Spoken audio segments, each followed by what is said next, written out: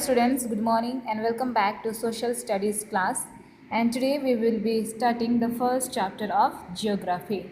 Okay, so the name of the chapter is Planet, the Earth in the Solar System. Okay, so in this chapter we are going to study about our planet Earth in which we live. Okay, so our Earth is a planet because it revolves around the Sun. It completes one revolution around the Sun in 365 1/4 days. Okay, so where do we live? In which planet we live, students? We live on the planet that is called Earth. Okay, so Earth is the planet in which we live. Okay, and we know that what does it do? It moves around the sun. And how many days does it take to complete one revolution around the sun? It takes 365 1/4 days. Okay, that means what? See, 365 days plus how many hours? How many day a day has how many hours? 24, isn't it? So 1/4, okay? That is 6 hours. Okay. Now, if you see it from the outer space, it looks blue in color. So how does it look when you see it from outer space? It looks blue in color. And why? And it is called what? Blue planet. Earth is called blue planet. Why it is so? Because of the presence of waters in its oceans and seas. Understood? And our Mother Earth is slightly flattened at the poles. Okay? And there is no other planet in which life is possible. It is only on Earth. Planet is the unique Earth in which life is possible. Okay. Now let us see Earth is a unique planet. How Earth is a unique planet? Earth is called a unique planet in whole solar system due to the following reasons. So here the reasons are given because of which Earth is called a unique planet.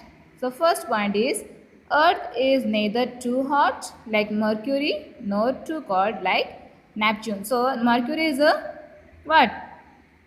Your first planet which is closer to the sun. That's why it is too hot. Okay, and Neptune is too cold. So our Mother Earth is neither too hot nor cold. That makes life possible on Earth. Okay.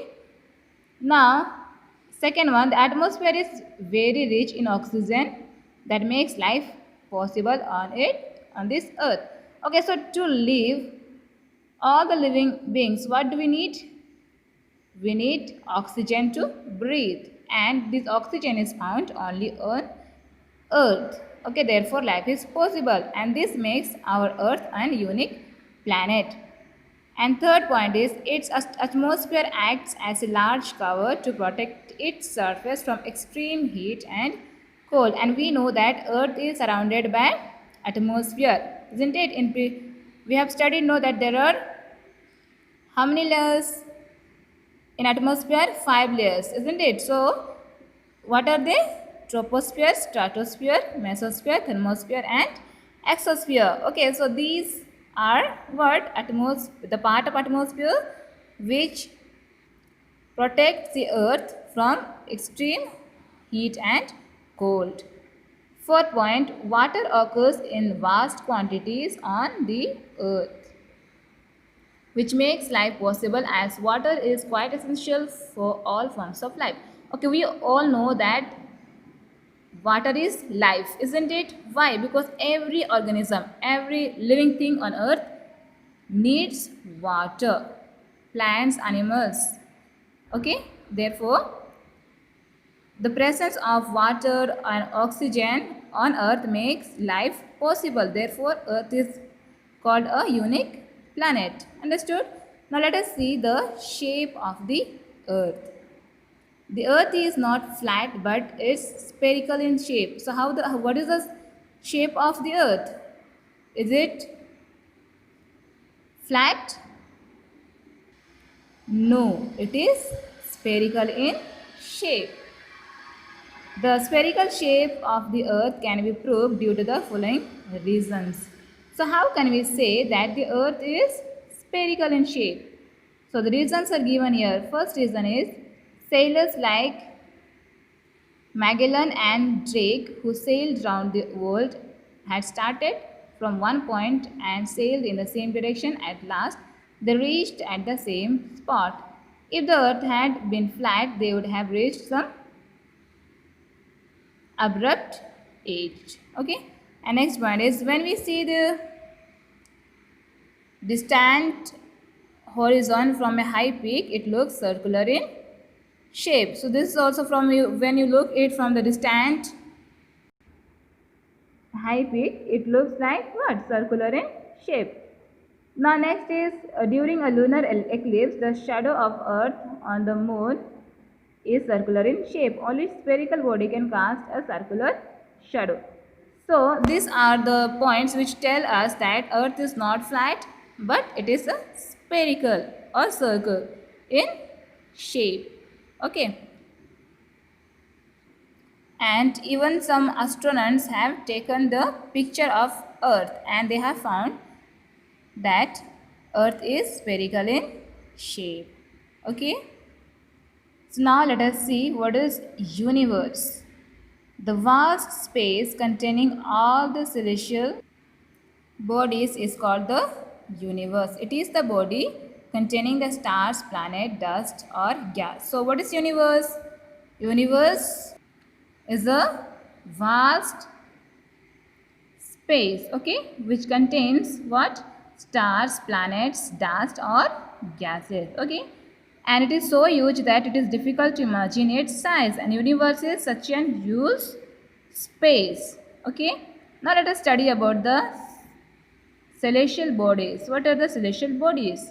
So beside planets and their satellites, countless small objects whirl around the sun. They are other smaller celestial bodies like asteroids, meteoroids and comets in the solar system. So other than the planets and satellites, there are also other objects which move around the sun. We studied that Earth and other planets move around the sun, isn't it? So same way, there are other smaller bodies. They are called asteroids, meteoroids and comets. These are the other objects which also move around the sun. So they are called what? Celestial bodies. So now what are the stars, students? When do we see the stars? We can see the stars in sky during the night, isn't it? What does it do? It twinkles at night. So what are they? They are the heavenly bodies which are very far away from earth. Okay, and the stars have own light. Okay. So when you at night you look at the sky, what do you find? Million of stars, isn't it? But some few stars you may be finding appearing in groups and forming certain kind of definite patterns, isn't it? Or definite shape.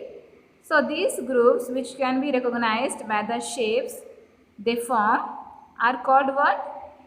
Constellation. Okay. So what is now constellation? This is a group of stars with a particular pattern or shape. That is our constellation. Okay. So some of the common constellations are Ursa Major or Great Bear or Saptarishi. You must have definitely heard about Saptarishi, isn't it? Yeah. So the Indian name of Ursa Major constellation is what? Saptarishi. So in this, how many stars appear? There are 7 stars in this constellation. It is called Great Bear because its stars are arranged in such a way that they form outline of a big bear or great bear. Understood? So it is called what?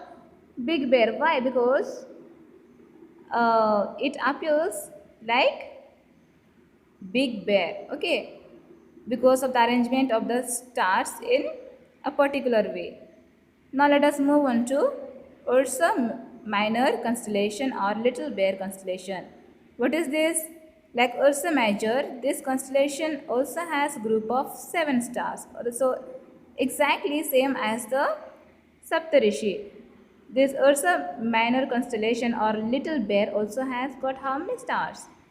7 stars. Okay. But the only difference is Little Bear constellation is less brighter than the Great Bear constellation. Okay. Now let us move on to the solar system. Now what is solar system? The family of the sun is called solar system. Okay. So the family of sun includes how many planets? 8 planets and more than 160 satellites. Okay, and beside this 160 satellites and 8 planets, what are there? Many comets and countless asteroids. Okay. So now sun has got how many planets? There are 8 planets, but originally it had 9 planets. So what are they? Let us see. So they are Mercury, Venus, Earth, Mars, Jupiter, Saturn, Uranus, Neptune and Pluto. Okay. So in 2006 this Pluto, the planet which was there in solar system, was removed. Okay. So that's why finally we have now how many planets?